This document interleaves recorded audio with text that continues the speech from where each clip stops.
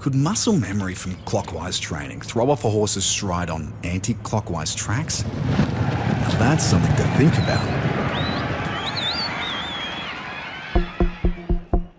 You win some, you lose more.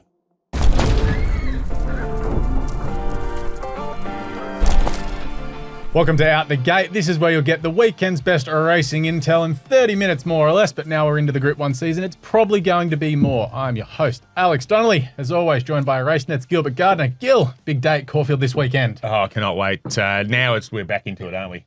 Proper full swing of action. 3 Group 1s, 3 great races. Hard to sort of find the winners. You leverage towards the favourites, but there's multiple chances.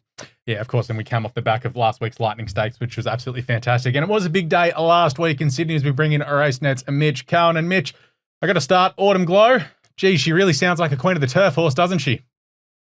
No comment, but look, we've got unquestionably the newest superstar of the Australian turf. She obviously won that Epsom and a Golden Eagle in the spring, but now she's going to be taking on all the big guns, and geez, did she rise to the occasion. She's a superstar. We'd love to see her in some bigger races, whether they plot that course towards a Queen of the Turf. Where I think we'd love to see her in Queen Elizabeth Stakes, but probably unlikely, isn't it? It seems very unlikely, really. But look, she's still going to be competing against the good ones in a lot of good races. A very elegant, a George Ryder probably as well. So look, there'll be no hiding in those races. But this weekend, yeah, Hobartville, good race. A lot of these exciting 3-year-olds, and of course the Silver Slipper. We still haven't seen, we still don't really know who the Golden Slipper real horse to beat is, do we? It's pretty wide open at the moment, but the equal favourite Hydrix does return to the races on Saturday. And of course, we could see the favourite come out and win the Blue Diamond after this weekend as well, because obviously there's a lot of nice colts and a lot of nice fillies in this race going forward as well. And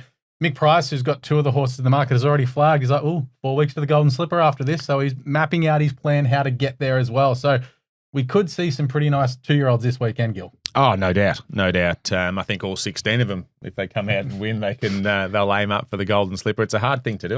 You'd have to look back through the stats. The last time that, you could probably do a double if you can. Sepoy. Well, you're going back a while. So, look, the dream's alive for a few lightly raced ones. Isn't it funny, the shift in 2-year-old racing, Mitch, as well? We're probably not running them as much, are we? They're coming into these big Group 1s with 1 or 2 starts under the belt. Back in the day, you would have had them running, maybe a race or 2 before Christmas, and then another race in the preludes and those things, or Silver Slippers, and they get to the big races with 4 or 5 under their belt. But closer to Free, for example, has had 1 run and he's equal favourite or thereabouts in a Blue Diamond. So it's just funny, the shift in 2-year-old racing, and which I think is a positive. I think it ensures a bit more longevity in these colts and fillies. Yeah, well, you also see, I read a stat a couple of weeks ago that year on year, 2-year-olds that have raced pre-Christmas are down every year. And you go back sort of 10, 15 years ago, some 2-year-olds having 2 or 3 starts before Christmas. And now you get into a Golden Slipper where your favourites probably only had 2 starts. But we need to get into the racing this weekend. Of course, we are brought to you by Tab Touch. We're going to take a deep look at the Blue Diamond, of course, the Oakleigh Plate and the Futurity at Caulfield this weekend. 3 Group 1s in action and some good racing in Sydney at Rosehill. Before we get started, make sure you do subscribe to Racenet on YouTube. Hit the notifications bell, so anytime we do a video, it does pop up on your feed. Like and subscribe as always. But of course, Racenet tweets on X. You've got Facebook and Instagram as well. Plenty of stuff going up at the moment. The team behind the scenes doing a mountain of work. Okay, let's get out the gate. Blue Diamond, Group 1 Blue Diamond, Saturday, 4:15, race 8 on the card. 16 of them go around, and usually there's a horse from Sydney that sort of pops up and turns up here. I know Lady Moscato turns up as well, but, Ghana's Akan has come from the English Millennium, but no Sydney real flavour. This is a very deep Melbourne race this year, Gil. Well, you look at the other major 2-year-old race that's been run and won already, and the Victorian Colt dominated that as well in the Magic Millions earlier in the year. It turns up here, yes. So, no, look, I think the strength, and look, we might see something in the Silver Slipper, maybe for the Golden Slipper sort of series. But I think at the moment, if you put a line on them, I feel like the Victorians have got the edge on the Sydney horses. Yeah, I think War Woven's probably the best one we've seen so far, but of course he's had an issue, so who knows how he's going to come back from that. But here's your speed map, Gil. Good luck. Yeah, look, I'll tell you what, it's going to be Big Sky's the winner, I think, out of the barrier draws. Yes.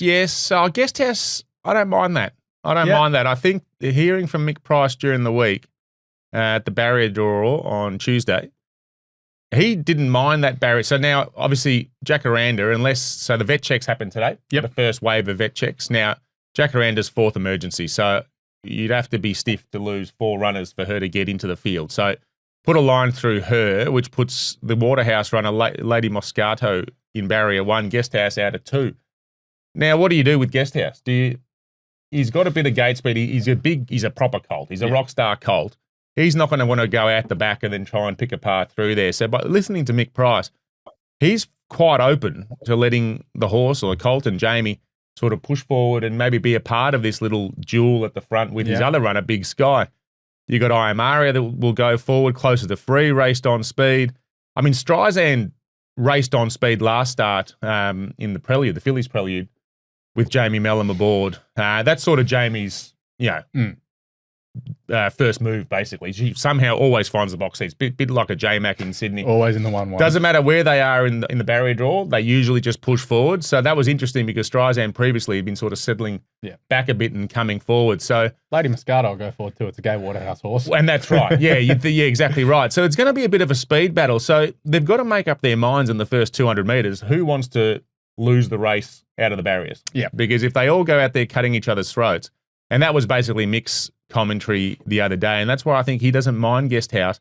We saw Guesthouse, he sort of over-raced. He did a lot wrong. He missed the start, which probably, I guess that's the asterisk. He sort of slipped out of the barriers in the Prelude and was on the back foot thereafter, then over-raced and did all sorts of business and still ran second. So I think it's going to be hot. The first 100, I mean, it's always hot. It's a blue diamond. But the first couple of 100 metres going to be hot. I think that's a pretty well right speed map. Yep. And I think the other one that disappointed. Two of them I'm most disappointed with.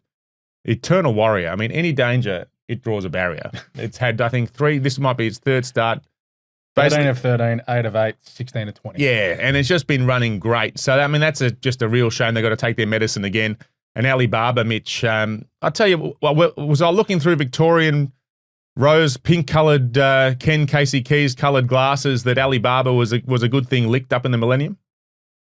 Oh, well, he's unlucky, for sure. It's got to be said. I think, I'm not sure what 2-year-old races you've been watching, but certainly the best 2-year-olds in the country this year have gone around in Sydney and the Gold Coast in the likes of War Woven. I think Incognito could really probably bounce back this weekend. So don't worry about the Sydney 2-year-old prospects. But yeah, for sure unlucky. There was a few unlucky runners in that Millennium, but that's what happens when you have a field of 16 runners. There's going to be horses that are hard luck stories. And look, James produced the A1, albeit with a few extra whips to win the Millennium. So I'll be controversial. I think that form is absolutely rubbish, that Millennium form. I don't think the figures out of it were good. Let's take a look at some of the replays here, the first of which being Big Sky. This was start number 2. And what I like about this horse, he's raw.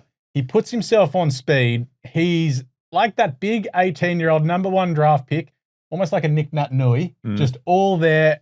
Wait till he furnishes, but right now, he's still pretty good. Yeah, look, you can only beat what you're beating and do what you're doing, can't you? Doing it easy. He's doing it easy. He's got that high head carriage, and as you said, he sort of doesn't really know what he's doing, to be honest.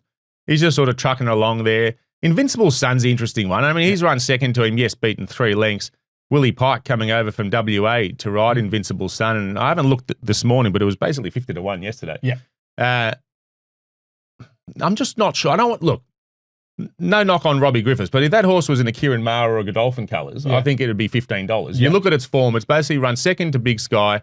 I think it's run third to Unit 5, and it's basically finished behind Guesthouse in 3 jump outs and trials. I mean, I'm not sure how much better form. Yeah, it hasn't been beating them, but it's been around the right horses in this race. So I think, at a price, you could have to sort of include that in your exotics if you want, but I thought that was another good run out of that race. SP punters will be all over it. $6 and $6 out to $10 at the second start. If it's 50s, they'll back it. Now here is the boys in the Prelude, closer to free in the Ultra Tune colours, going forward and getting the job done here after being sold in the lead up to the debut run. Good luck to the people on it, 200-1. Guesthouse did everything wrong and still manages to kick on here, and there's Lloyd Kennewell's horse who's just completely lost their mind. Eternal Warrior finding the line well. Who do you want to take out of this? Do you want to take the debutant that's got more to come, or do you want to take the hype? I don't think it's hype. I think Guesthouse is a good horse, and I think you'll find out on Saturday that he'll be favourite for a golden slipper. But I think as a 2-year-old, you can't do more wrong as what he did in that race. Is that a concern, though? He's missed the kick. He's done a lot wrong, and now he's coming from let's be honest, was a jiggy jog to the turn and sprint home. Now he's in a 16-horse Blue Diamond. He could get buried a couple pairs back on the fence. Yep. It could be curtains after 2 strides. Yeah, well, it should have been curtains after 2 strides in that race, and he's still stuck on to run second. So, yes, small field, yes, different calibre. I mean, basically it's the same, similar opposition, I guess. It's the same sort of horses. Was entitled to run last, did well to stick on. I think you got to have respect closer to free.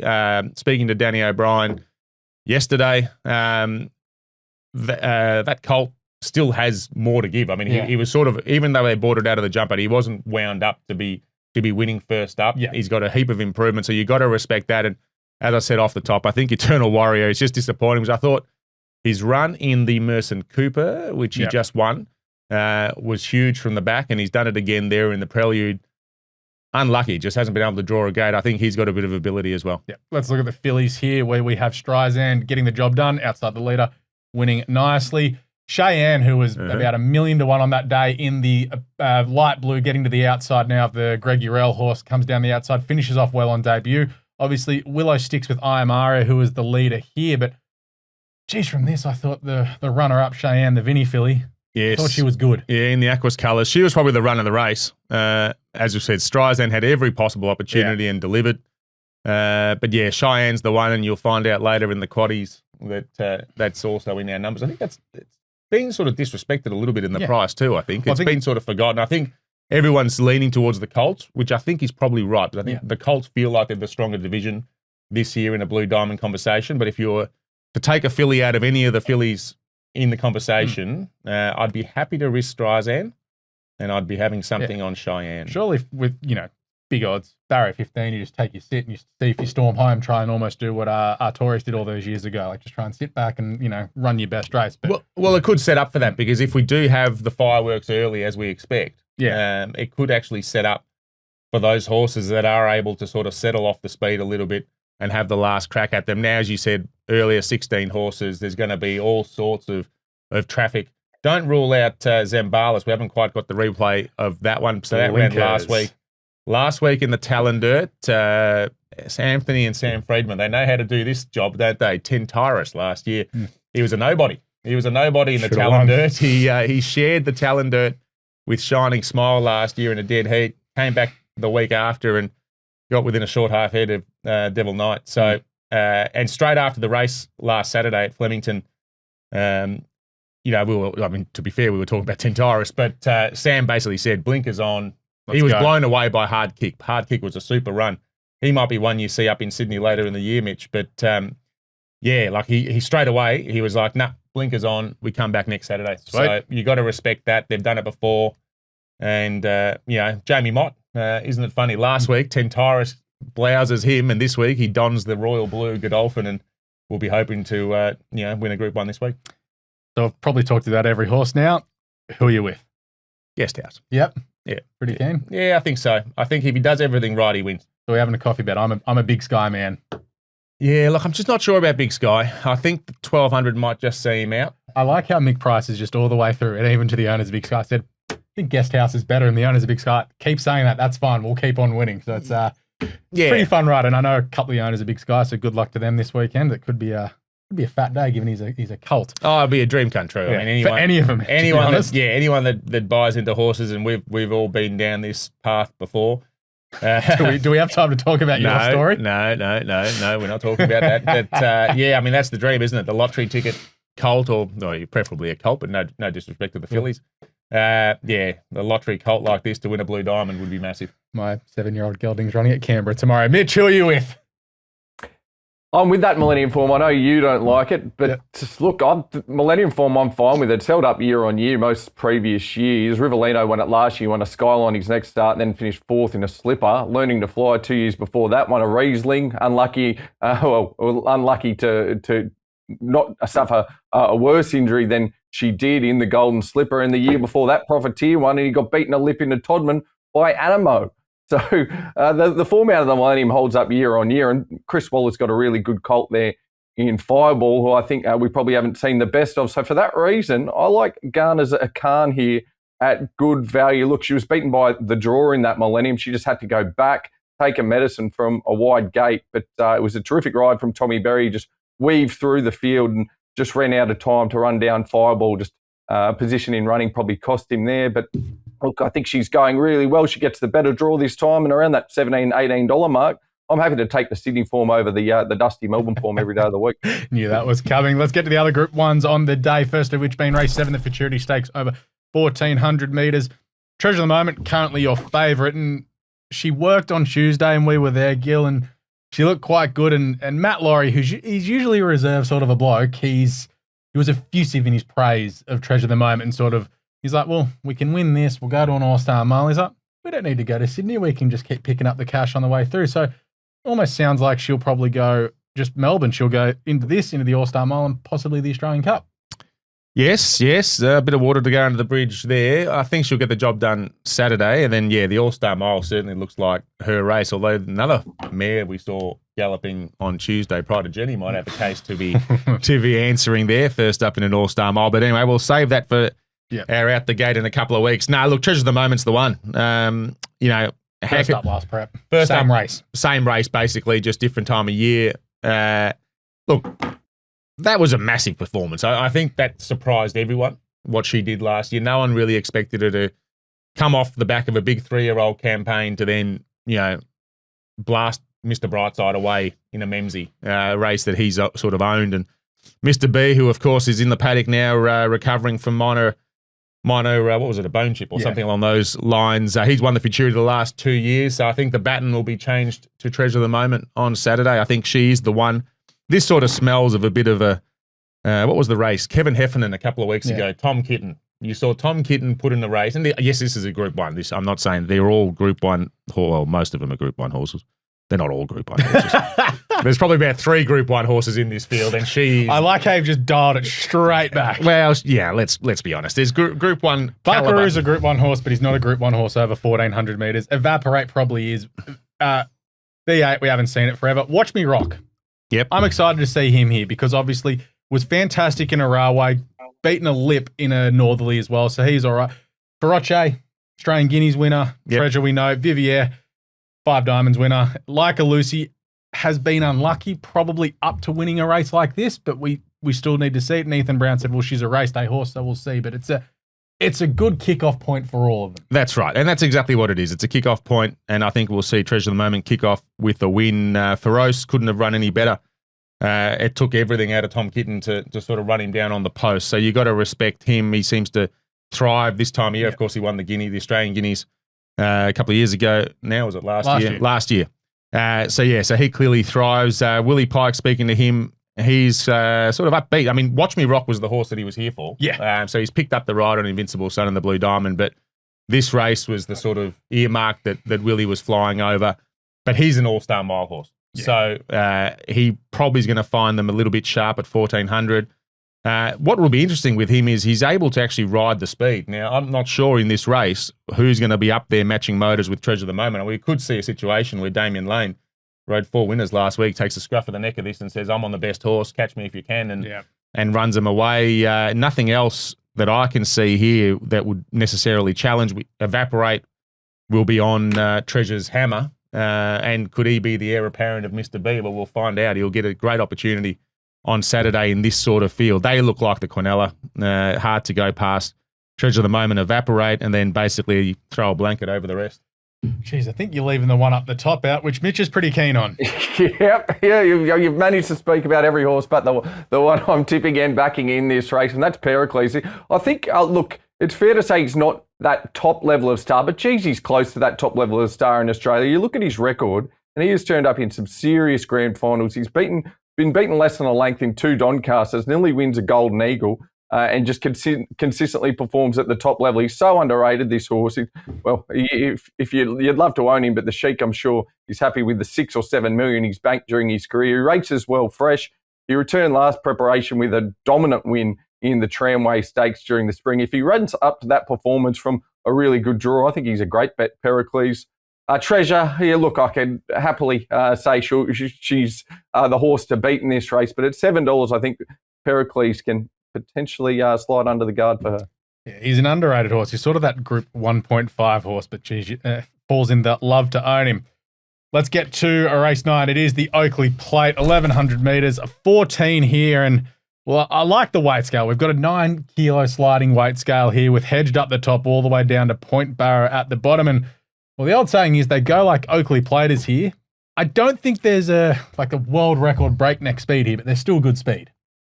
Yeah, it's good speed. There's great speed, and that's probably about as much as the greatness goes in this race. It's a very even. It's a Group 1 handicap. It's what you expect. It's a great betting race. Yeah, yes. What would you say? Group 1.5, or this might be a Group 3. Group 3.5 by and large. It's sort of an interesting race, the Oakleigh Plate, because you look at the record, you look at the honour roll, and we look at Jimmy Starr. So a good horse usually a good horse wins it, but the rest of the field, drops away. And it's going to happen again this year. I mean, we're lucky that we've got a horse like a little filly called Point Barrow at the bottom here that just keeps winning races. And I think with that weight, she just comes out and wins this. Hopefully she comes out and wins this, because we need a horse to come away and make this form something. Yep. We've got to make this race. It's sort of, again, I'm not really sure where this race fits. Is there a spot for it somewhere else on the calendar? No, got to keep it here, because you can go from this into a Newmarket as well. You've got so many different options, because you've also got the Galaxy in a month's time in Sydney as well. I think it fits in well. Just right now, we have a couple of superstars, and then there's just a few, sort of not meandering horses, but we don't have that sort of depth of talent that we had 5 or 6 years ago, where there'd be 16 horses here. 3 of them would probably be Group 1 horses, and you're just sort of seeing who's the one on the way through or who's the one that beat the handicapper. So I think it's more got to do with that at the moment rather than anything else, because you think of what our decent sprinters are. Like Asfura's gone over to the UK and won Group 1s over there. But she started, $10 in the last 2 Oakleigh Plates as well. She's bulletproof's back after being beaten last year by Jimmy. So these are they're the handicappers, they are.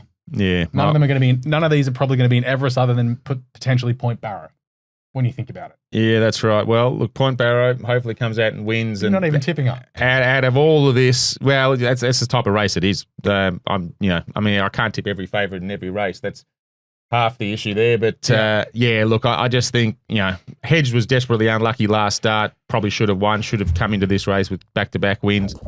Oak Hill, Group 2. Sort of level. I think they're all about that sort of mark. Bridal Waltz on her day can win a Group 3. It's just a very, very lackluster sort of field. We want Point Barrow to come out and win. Hopefully then they go to a Newmarket and have the doors blown off them by 10 Tyrus.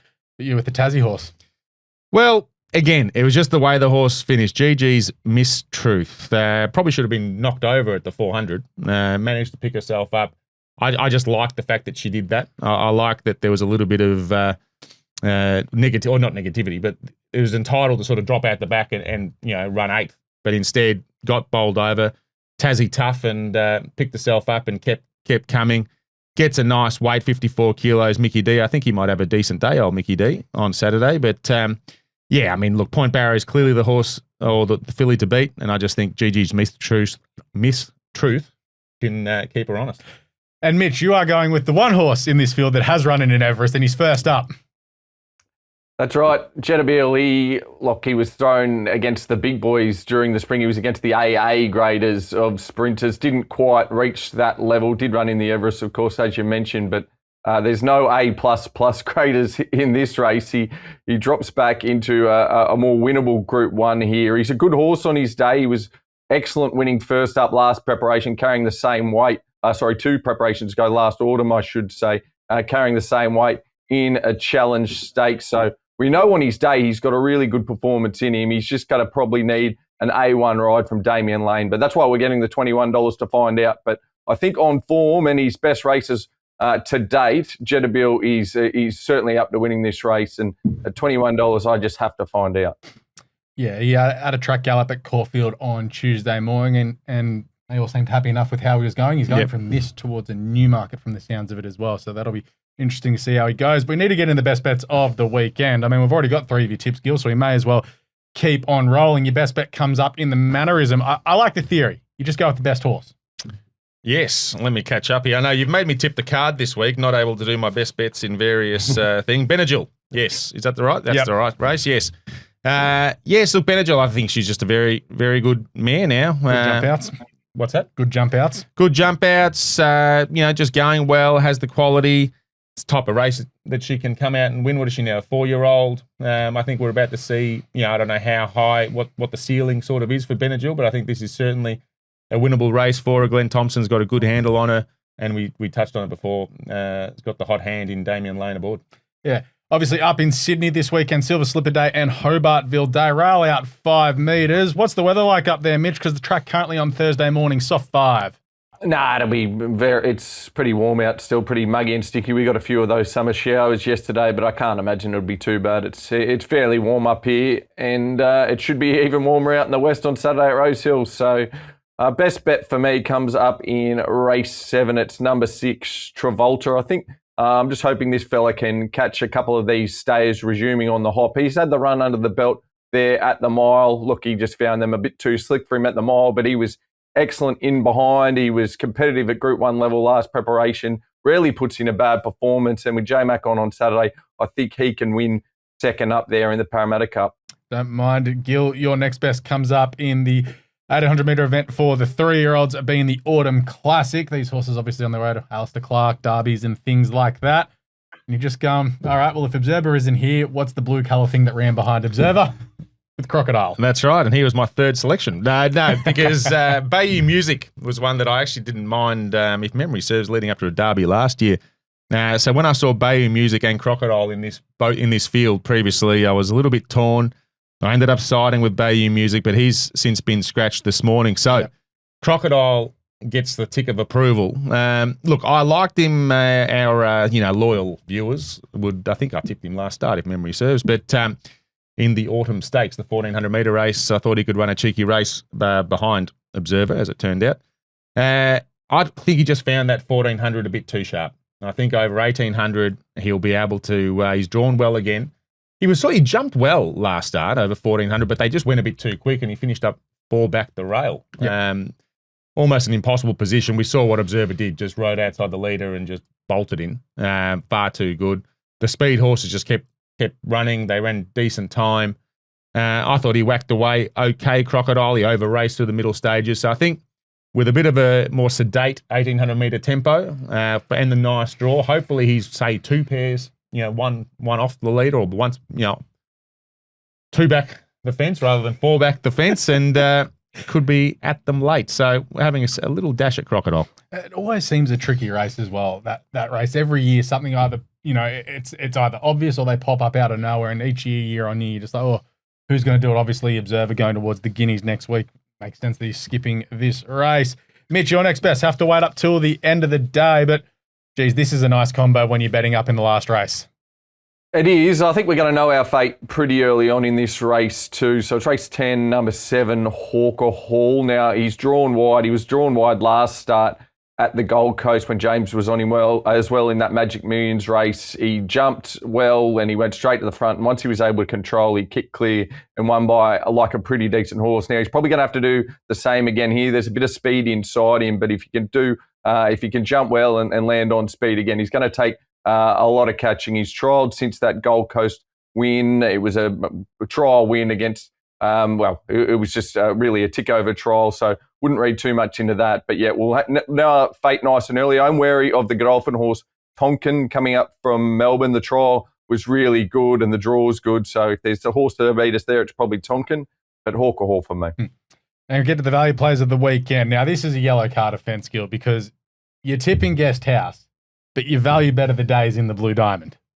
Ever heard of an exactor or something? Yeah, I have. Of course I have. But this feels like our esteemed colleague Brad Waters catching you out on the 2 sets. No. $20. One's paying $4 and one's paying $20. I'm happy to take a win on Guest House and Alibaba to run a slashing second, and we get the place dividend of $5 as well. And we'll probably have the Quinella and the exactor. I'd rather the 20s chance win. And then Cheyenne runs third and we get the trifecta and we absolutely clean up. So that's the aim of the game. But look, Alibaba, I think he's just a good, he's a good colt. He's a great colt. again, cheering for the story. It'd be great for Ken and Casey Keys. Ken always has a good horse. Yeah. Always has a good horse. He always, contends in these sort of races, guineas and whatever else. I can't think the last time. Probably Rich Enough would have been. Yeah. Probably last Blue Diamond type. I think this colt, he won at Cranbourne. He won the preview. They rolled the dice and went up to Sydney. So I'm hoping Mitch is effusive. 2 million reasons to go. Wow, that's right. And of course, ironically, he was never nominated for the Blue Diamond because they didn't think he'd be ready. They thought he'd be a bit more of a golden slip, pie in the sky, golden slipper colt. And so they've had to pay the late fee. Thank God they got 195 grand in Sydney. That's right. The good prize money up there, up north in Sydney. So, and Craig Newitt got the whip strikes right. And, he was able to count, unlike the Sydney jockeys, can't seem to work it out. But no, look, I think it'll be a great story, put it that way. Yeah. We love to see the big colts win Group 1s, but I think this would be the best story, one of the best stories out of the race to get Ken and Casey Keys, father-daughter combination, winning a Blue Diamond. We know Craig Newitt done this before. I think 10 years since Extreme Choice, so right? Or thereabouts. But so Alibaba to run a slashings, maybe dead heat. Either way, we'll still get paid. Mitch, your value bet comes up in the Millie Fox, and this is a mare that you are a fan of, and she's due to pay not only us, but geez, her trainers and connections deserve a paycheck. I am a fan, but if you go through her last preparation, her one win was when she didn't draw a double-digit barrier. The other 3 starts she drew wide, had to go back, but all 3 runs were terrific. Even in that Golden Eagle, she wasn't far off them there. She was one of the best closers in that race. She's certainly up to this level. She gets a good draw on Saturday, just a couple of quiet trials. I think first up at $13, she's a really good value play, Modella. So look, I wouldn't say quite D-Day, but I think maybe on this program as a value bet, I might have to go away from it if Saturday's not the day. But I really do think Modella's a great chance. It's certainly a stakes quality mare. It's just that better draw on Saturday. She's going to get every chance. Get to the quaddies. We've basically gone through all the quaddie races for Gil with these tips anyway, so we know what we're going to do in the Diamond. We're playing about 7 of them, but we'll go through it here because get a juicy dividend if we get this. Yeah, I think we'll get it too. We could almost... no, we'll stick to what we do. Yeah. Race 7, which of course is the Futurity, Evaporate and Treasure of the Moment. I think they'll run top 2. Treasure of the Moment will win that, so if you want to stand her out, go for it. The Blue Diamond, it is, as you made a point, it's a bit more of a lottery race. I've gone 1, 2, 4, 5, and 16. So Unit 5, Alibaba, Big Sky, Guest House, and Cheyenne. I think that's the only filly, actually. Yep. So 4 colts and a filly. Race 9, 10 and 14, GG's Mistruth and Point Barrow. Point Barrow probably wins that, so you could stand her out. And race 10, 4 and 12, Narbold and Stealth of Night. Why not stand out Stealth of Night and really collect? But $100 gets you 250%. I mean, if you take out the first thing, you're going to get an even larger dividend as well. That's right. And you look at it, you look at that. I can't see how we lose. I appreciate the confidence. It's what we need going into a Saturday as well. Mitch, obviously a couple of lead-up races in Sydney, so it's a little bit trickier for you on Saturday, but we'll still get a decent collect if we can lob this and get a favourite beaten. Yeah, that's right. I think first leg, we'll keep it pretty simple. The 1, Just Fine, the 6, Travolta, and if Sam Hawkins gets a run, you've got to throw him in the 15. I'd be wary of the 8, Caulfield. We haven't seen that stayer since, I think, the Brisbane Carnival was the last time we saw him. So if there's some money for him, maybe chuck him in as well. But we'll stick with 1, 6, and 15 for the first leg. Second leg, the Hobartville, cracking race, to be honest, boys. I've gone 1, 2, that's Autumn Boy, the Caulfield Guineas winner, Attica, the 5, Napoleonic, coming out of that Eskimo Prince and Ninja. So, look, really, we got the market cornered there. But I think Attica is probably the one that's probably being a bit disrespected on the odds, particularly when Joe Pride's talking that Randwick Guineas is his grand final. He's going to be up to the market 1,400 on Saturday. Don't you worry about that. The Millie Fox will go 1, 2, 7, and 8. We'll go Sanso, the 8. Modelo, the 7, of course, our value play. Lazura at the top. And No Diamond Lily will probably control this race on speed. And the last leg, we'll keep it light. And it'll just be the 7 and the 9, Hawker Hall and Tonkin, that Godolphin Galloper we spoke about. It's probably the risk there. So fingers crossed. Not a lot of value this week, but it was hard last week as well when you had a couple of shorties. But they did get beat a couple of shorties last weekend. Could muscle memory from clockwise training throw off a horse's stride on anti-clockwise tracks? Now that's something to think about. You win some, you lose more. Let's get to the news and what's going on this weekend. Obviously, every week now for the next sort of 3 months is a big weekend. There's a lot going on. We've got Group 1 races all the way through to the end of June now, basically when Queensland finishes up. So what's going on Racenet this weekend, Gil? A little bit of stuff on there. So tomorrow, good day down at Seymour, actually. Seymour, we've got a big Group 1 race meeting coming up, but Racing Victoria is doing a Racing for Region, so it's basically a big fundraiser for the CFA. So we don't have to cast our minds too far back in January when all those bushfires sort of hit northern Victoria and a lot of horses, a lot of stables, breeding operations, horse people were affected, and also they came from everywhere to help evacuate horses. So Lindsay Park, of course, well documented, Leneva Park and Longwood Farm. Yeah, so a lot of those people. So anyway, so it's a big... it's basically a Friday race meeting at Seymour tomorrow that's been turned into a benefit for the CFA brigade. So this is not going to be money that will be raised to go to carpet walkers at City Hall. It's going to be directly to the brigade funds. Yep. So it's a great initiative by Racing Victoria. I think they've got about 200 people there tomorrow in a function. Lindsay Park will be represented and talk about what happened and give us an update. So anyway, so if you can dig deep for that, I'm sure on the socials there'll be opportunity to raise some money, and if not, just go and tip it in yourself. CFA Brigades raising money for them for the work that they did over summer, and there's also a side or a separate one for the Strathbogie region, which I believe is towards closer to Euroa. Yeah, it's that way. So anyway, so we'll be heading out to Seymour tomorrow, so looking forward to that, and hopefully they can raise a good amount of money. Tommy Stockdale's got a bit of a nervous weight, hasn't he? His partner Lily Mertens, the sister of Beau. She's about to fall down. So hopefully it falls down before Saturday. I'm reliably informed it'll happen before race day. So he's of course on Unit 5. So I've had a good word to Tommy. So it's been obviously a stressful period. She's well overdue, and sort of they're counting down. So we'll arrive before race day, but win, lose or draw, Tommy's got a quick exit from Caulfield to go home and be with his family, his young family. And I've also spoken to Anthony Scaff. Now, Mitch, I said this to Tommy, but he was quite happy. He kept the Magic Million silks, to be fair.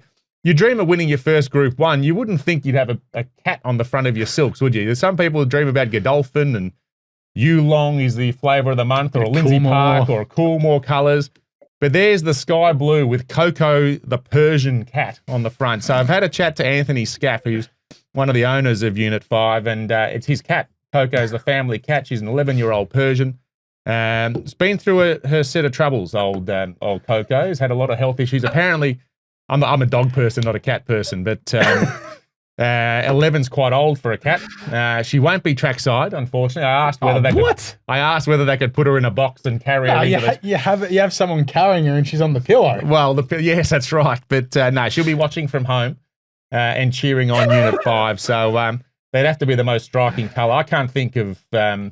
I reckon Golan might have a set of some sort of zebra style, not zebra, leopard or cheetah colours or something up there in Queensland. You got the Mugs punting boys with that caricature horse head on their colours as well. Yeah, but I think the cat is probably the number one. If you had to put a poll out there for the most striking colours. Anyways, had a good chat to both of them, Tommy Stockdale and Brad Waters. Spoken to Michael Gardiner, who Mitch wouldn't probably be familiar with his work, but former West Coast Eagle. That is right where my head went to. Yes, former West Coast Eagle, and did a bit of cameo at St Kilda as well. Now, he's one of the owners of Streisand, so he's got a lot of horses. He's always had a lot of horses with Clinton McDonald. Streisand's colours are actually his family colours. Okay. So his dad, you'd have to read all about it. I'm not across the ins and outs, but his dad basically raced some good horses in those colours, and there's an opportunity for them to be Group 1 winners on Saturday. So Brad's had a good conversation with Michael Gardiner around that, and also a bit of the backstory on Closer to Free and how that came about being identified out of Adrian Corboy's pre-training operation, purchased, and he's a chance to win a Blue Diamond. And a lot obviously going up in Sydney, Mitch, at the moment. Of course, we are building towards, obviously, the Golden Slipper in a few weeks' time. Group 1 racing obviously kicks off next weekend in Sydney too. So a lot going on at the moment in Sydney. Yeah, that's right. I can't wait to read this cat story. It says like it's got all the bells and whistles here. And I'm sure the cat will be watching at home. A big fan. Look, Sydney today, we won't mention too much of it because it's probably, there's a lot more water to go under the bridge. But the ATC and Racing New South Wales will be in the Supreme Court over the next 2 days discussing that long-running saga. So what decisions are made there, we'll find out probably this time next week. Probably the most interesting news story to come out of this week has to be Chow Wolf after last weekend, who of course got the green light to resume or continue his autumn carnival. And I think common sense prevailed really. I mean, we get these new modern vets checks. He was found not to have had bled from the lungs or in his trachea. It was through his ethmoids, I should say. They just high up in the horse's navel cavity.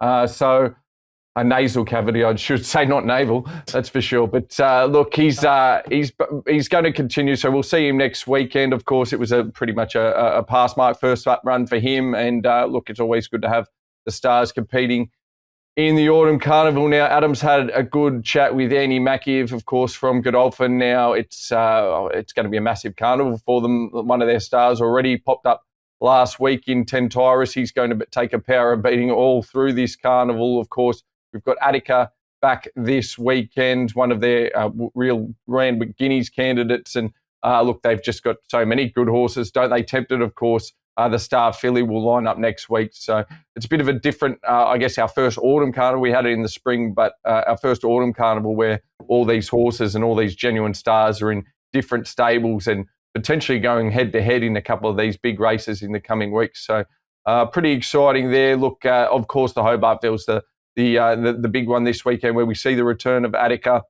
A quality field. Speaking of Chris Waller, at the start of the week, he's, of course, got Autumn Boy first up here in Wotan, who was headed towards that new market. They just thought that first up run, he's just looking for further now. So 1,400 it is for him. He's still waiting to be a Group 1 winner. So that's probably most likely potentially gets his chance in a Randwick Guineas, which I think is going to be a hot race this year. There's a lot of nice colts heading to that race. So, that's about the sum of it. Of course, the Silver Slipper's probably the other main one. Of course, Hidrick's back this weekend, a dynamic and impressive winner first up. He's there with his stablemate Confederation. And, of course, Incognito, who was Golden Slipper favourite before his first up run. He just had a little issue there in terms of his gear. They've tinkered with the gear. Who's to say he can't bounce back in a big way in this Silver Slipper on Saturday? A lot going on at the moment. Obviously, over in Hong Kong this weekend, Kaying Rising runs over 1,400. He looks to break Silent Witness's record of 17 straight wins, which he's already equaled. He will obviously go clear with 18 straight wins this Sunday at Sha Tin. Obviously, he should get the job done, barring anything going wrong. But an interesting one as well. Over in England this weekend, Constitution Hill has his first run on the flat on Friday night. I think it's Saturday, 6:30 a.m. our time. There'd been this whole to and fro of will he or won't he get into the field this week? Because they somehow managed to find a maiden over 2,400 and threw 40,000 pounds behind it at Southall. I believe it's an all-weather track, and Oyston Murphy's going across to ride. Willie Mullins has entered one of his star jumpers as well and thrown Ryan Moore on it. So there's been a bit of shenanigans there, but there's been a massive build-up over in the UK this week. Of course, Constitution Hill is an absolute champion who, well, he doesn't like jumping much anymore, and I honestly can't wait for some Australian to buy him if he wins by 5 and pay way too much for him. He's a 9-year-old having his first run on the flat this weekend. I think you've summed it up pretty well. He's the Chautauqua version of the jumper, isn't he? But I think he's probably had enough of jumping. I have watched a little bit of this. Nicky Henderson. The best part about all this is you watch the raw emotion out of him and this horse. Yeah. And I think he just knows he's a star. Of course he's a star. He's also a 9-year-old. So let's park that. So he doesn't want to put the horse at any risk. And I think that's a great initial, great learning there, or not learning. What's the word I'm after? He's setting a standard, or the role model there. You could try and put him over more hurdles, and he'll fall again or not. Cheltenham's in a couple of weeks. So he goes to Cheltenham and falls. It's just a black mark on the sport. It's like, mate, he's fallen 3 times in a row. What do you expect? That's right. So I think this is the best way forward. And hopefully he comes out, wins this, and then see what happens. But no, look, I think I did see at the time, maybe it was them that said, Melbourne Cup. Oh, no, it's been talked about. No, come on. He's a 9-year-old. It's not happening. It's just not happening. He's going to be a 10-year-old hurdler coming out here. You're not going to get past the vets for starters, and you're not going to get in the field. Oh, You'd well, have to run in the Sunshine Coast Cup first to get in the Melbourne Cup field, wouldn't he? Well, that's right. Yeah, that is the way forward. But look, I think it's a great story in the UK. I think that's where Constitution Hill will stay. Maybe an Ascot Gold Cup if he can get himself up and going. Mate, one of those 4,000-metre handicaps could be up his alley. Why throw him in the deep end? Yeah. But Ryan Murphy goes on in a handicap. It just, I think it's something different, and I'm gonna watch it because I believe that we're betting on it here in Australia. So I'll be finding a way to watch it on Saturday at 6:30 a.m. because I don't have much else better to do with my life at the moment. Yeah, no, absolutely. Look, as I said, I think it's just great leadership by the connections. You got to look after the horse. I think that's the most important thing. We had the Asian Racing Conference in Saudi last week, and one of the major talking points there, neither of us were there, or none of us were there, but hearing a bit of the feedback, the horse welfare was basically the number one point of conversation over there in Saudi, and how important it is for our social license, which is a very sort of annoying term. But unfortunately, it gets bandied around these days, social license. But and I think this is a prime example. I think they're doing the right thing. And as we say, Sheen Murphy's over there. Hopefully, they can get a result. And I don't know. Part of me wants him to win by 10 hard held, just for the story. Because it means nothing to me, but just seeing it happen, I think it'd just be something else to watch onto over the summer over in the UK. But to get everything that Gil and Mitch have talked about as well, make sure you get to Racenet across the weekend. A lot of stories going up as well as everything else. Obviously, Dory's doing a lot of stuff up in Queensland at the moment. A lot going on at the moment. Of course, we are building up to the New Zealand Carnival as well. But a summary of the selections this weekend in the Blue Diamond. Gil is with Guesthouse on top. Mitch likes Garner's a Khan, and the Futurity, the favourite treasure of the moment for Gil, Pericles for Mitch. And in the Oakleigh Plate, GG's Mistruth and Jetabil. Bit of each way play there for the boys. Benagil is Gil's best bet. His next best is Crocodile, and the value is in the Blue Diamond. Alibaba at 20s. For Mitch, he likes Travolta, Hawker Hall, and Modella in Sydney. Follow the boys on social media. Gilbert is at Gilbert Gardiner. Mitch is at Mitch RW Cohen. Of course, we are Racenet tweets across Facebook, Instagram, and X. Make sure you just like and subscribe to all the platforms we have, as well as the YouTubes. Anytime we do a video, it does pop up in your feed. A lot going out at the moment. Big show. Thank you, Gil. No worries. I think Gambino might run a cheeky race at $12 in that maiden, by the way. Just having a little look. Holly Doyle aboard, 63 kilos. I'm a daddy long legs guy with Armour myself there. So. Don't you love the UK racing? I only had the 2 starts, win in a second, and it's in a whatever it is, a 15,000 metre race on the weekend. There's which is a debutant in that race. Yeah. Well, £40,000, it'll make you turn up. It's about 80. It's a Saturday race, 80 grand Australian. Yeah. Mitch, thank you for dealing with our nonsense this morning. Yeah, that was a lot of English racing talk. We'll be back next week. Of course, Group 1 racing coming your way next weekend or once again. But good luck if you're having a bet this weekend. Of course, thank you to Tab Touch, and we'll catch you next week on Out the Gate.